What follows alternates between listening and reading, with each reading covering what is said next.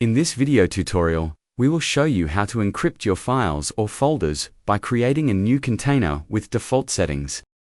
Once you have successfully installed BestCrypt, go and open BestCrypt control panel. Click the container menu and select New.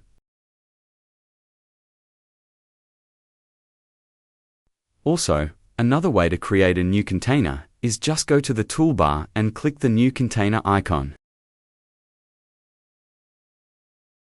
Select the container file path.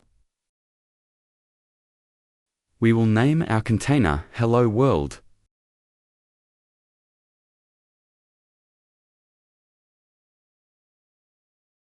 Then select the size.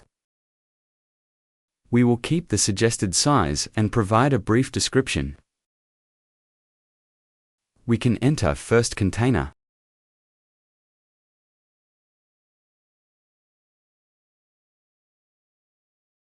Now click Create. Choose a password for the new container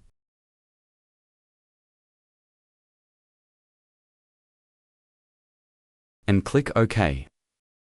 Move your mouse around this window or type anywhere on the keyboard to generate random data for the encryption key. Once the container is added, it is ready to use.